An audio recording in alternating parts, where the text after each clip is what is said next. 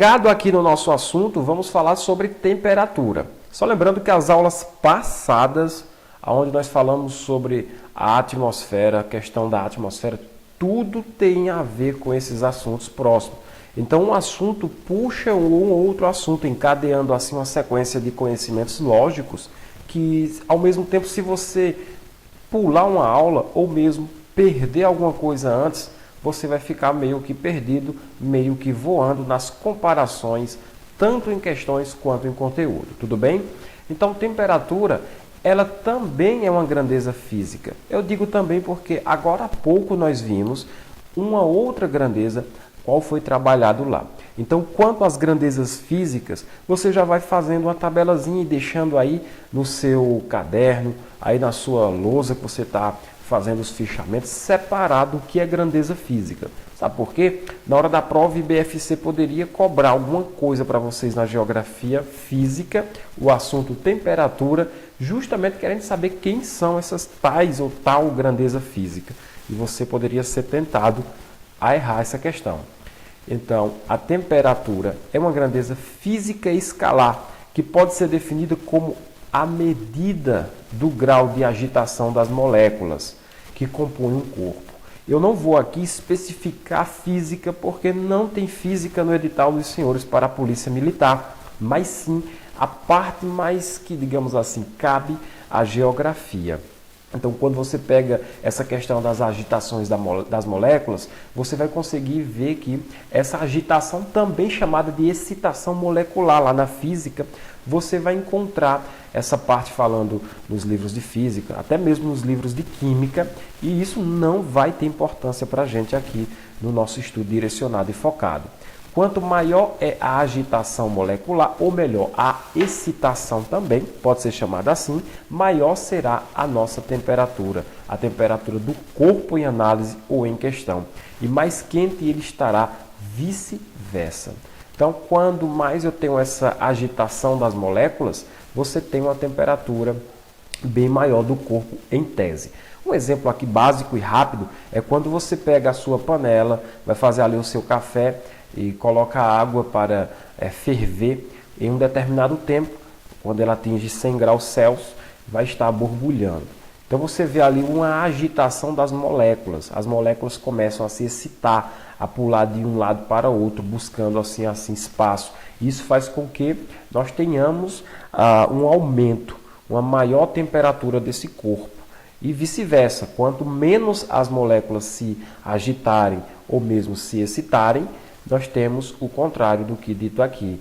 Então, dentro desse, porém, você pega só essa observaçãozinha importante e está ok, não precisa fazer fórmulas físicas, químicas, não. A temperatura é a quantidade de calor em uma região.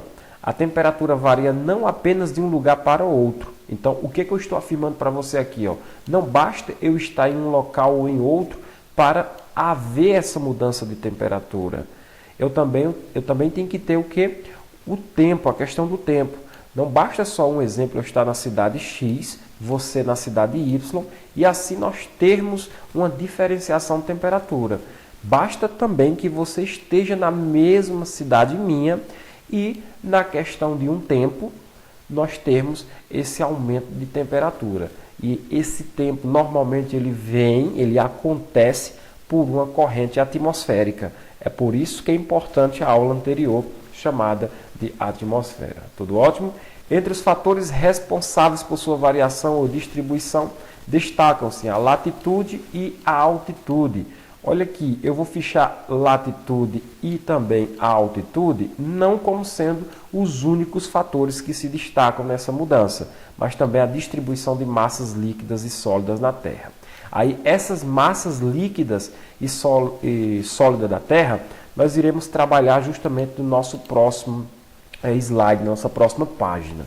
Aqui eu tenho a dizer para vocês que a latitude e a altitude, elas contribuem para haver sim essa mudança de temperatura. Professor, eu preciso saber o que é latitude ou altitude.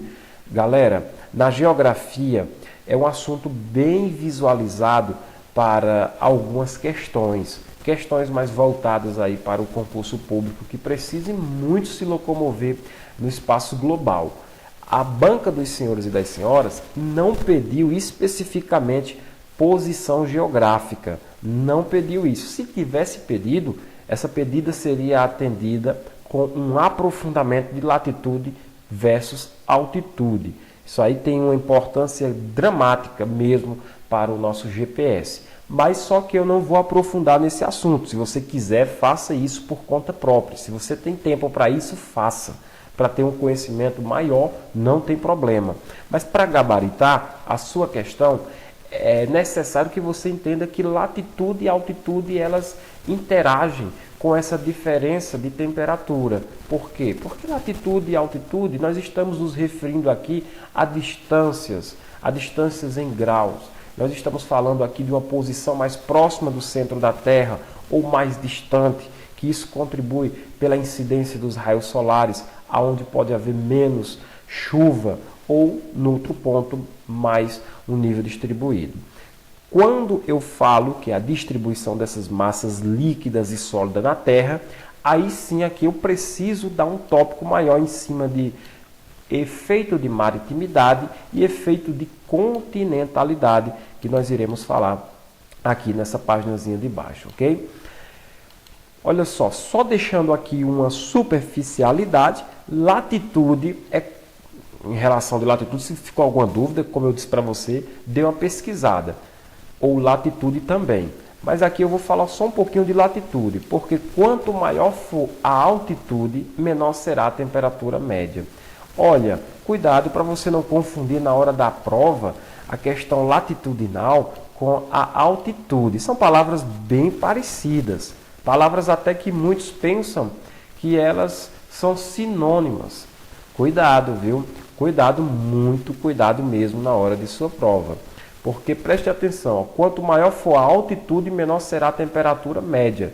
Quando eu digo aqui o quesito de latitude, ela é um ângulo em relação ao Equador.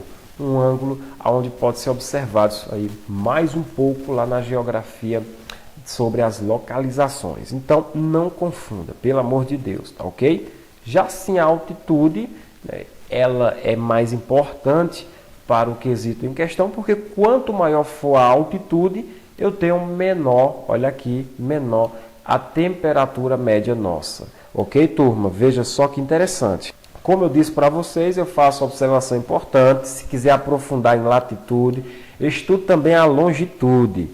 Tá certo? No seu edital não vai falar, mas para desencargo de consciência, tá bem notadinho aqui. Se quiser uma preparação melhor, dê uma pesquisada. Acho um pouco desnecessário, pouco mesmo desnecessário. A temperatura diminui em média 1 grau Celsius a cada 180 metros de altitude. Então, se você subir aí uma colina de 180 metros, em relação a quê, professor? Em relação ao nível do mar, tá bom? Você vai ter um aumento de 1 grau Celsius a menos, ou seja, será mais frio. Isso ocorre porque o calor do ar é transmitido pelo solo aquecido por meio da radiação solar. Quem diz isso é o Moreira, que lá no seu trabalho ele divulga essa tese. Então, não venha discutir comigo. Professor, eu vi em uma apostila que a cada 200 metros, sei, pessoal, lá no nosso livro da geografia, que eu dou aula no ensino fundamental, também tem essa informação aqui, ó, a cada 200 metros. Eu creio que o autor quis fechar a conta, quis arredondar a conta. 20 metros de diferença para a gente não é nada isso. Aí ele colocou 200 metros. Então me pergunte aí, quem é certo e quem é errado? É quem arredondou para 200 ou quem deixou em 180? Eu não posso te responder isso, porque eu estaria sendo aqui contra a observação de pessoas que trabalham com isso e pesquisaram a sua vida toda sobre isso. Eu não posso dizer que é 200 ou 180 ou 175, não posso falar. Eu nunca fiz uma pesquisa nessa magnitude, então eu tenho que esse assunto não vai ser cobrado lá na sua prova.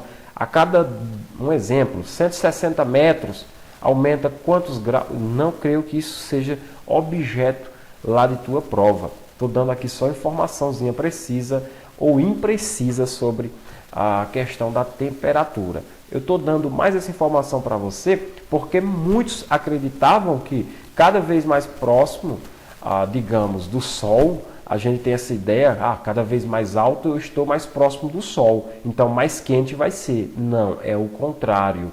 É o contrário aqui nos nossos estudos. Tá ótimo? Falei para vocês que ia dar mais uma pincelada em correntes de maritimidade e correntes de continentalidade. Então vamos aqui para esse desenho. Imagina que o professor Adriano está aqui, ó, nesse ponto aqui que eu estou desenhando. E você está agora, ó, novamente aquela aulazinha lá na beira da praia, ministrando aí a sua folga, né, do final de semana e, lógico, com a apostila de lado estudando. Quando eu falo aqui efeito de maritimidade, o mar, olha aqui as 3 letrinhas principais, ó. O mar tem influência sobre as massas de ar. Eu não vou falar para você, eu não vou ler tudo isso aqui, ó. Não vou perder tempo lendo isso aqui. Isso aqui é para você, quando tiver com material de apoio, dar uma especificação aí, se quiser, fica bem mais prático o entendimento. Mas maritimidade é a relação de quem? Do mar com a corrente de massa de ar.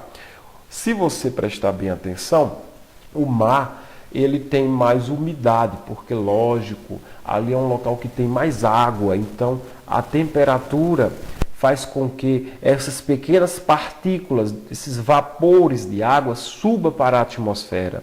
E ali vai gerar algumas nuvens carregadas de quê? De pequenas partículas de ar. Então esse efeito é o chamado efeito mar, maritimidade.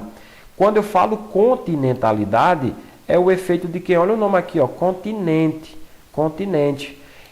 É o contrário. É o efeito que o continente tem sobre as massas de ar. Imagina só uma massa de ar do continente, que é uma massa de ar mais o quê? Mais quente. É uma massa de ar menos úmida. Choca-se com uma massa de ar que vem lá do Oceano Atlântico, que é a corrente marítima. As duas se chocam, uma quente com uma fria, o que é que vai acontecer, professor? Vai despencar a água de cima. Vai acontecer fenômenos climáticos diferenciados dependendo aí da intensidade. Então, o efeito de maritimidade é o efeito do mar. Esse efeito age dentro do nosso continente quando se choca com a corrente de continentalidade ou as massas continentais, gerando assim aguaceiros, trovoadas ou mesmo secas. Tudo isso são os efeitos naturais se integrando entre si. Então não vou ler aqui para você, depois deixa para você ler esse tópico aqui quando você tiver com seu material de apoio, tá ok? Lembrando, você que está aqui no YouTube, chegou agora há pouco, transmitir essa partezinha para o YouTube. Se você quiser adquirir o nosso curso, é só você entrar em contato com o professor Adriano. Na descrição do vídeo tem um link promocional, tem o zap dele lá. Entre em contato com a equipe do canal Historiografando. Nós vamos transformar isso aqui bem facinho para você nessa pegada aqui do estudo que eu estou passando, com muito mais dedicação e empenho para a sua prova. O canal Historiografando vem desenvolvendo essa técnica de estudo em cima dessas disciplinas que às vezes pode ser a tua complicação na hora da prova. Então vou parar por aqui no YouTube, encerrando. Lembrando que essa aula, para você que está aqui, ela vai estar disponível para você logo mais também na plataforma fechada. Aqui é só um complemento, tem muita coisa ainda para ser abordada. Olha só aqui, falando sobre as camadas, onde é que agem isso, algum exercíciozinho para você aqui depois, para você comentar aqui no canal ou mesmo lá no Instagram. Siga-nos nas redes sociais diversas que você só tem a ganhar.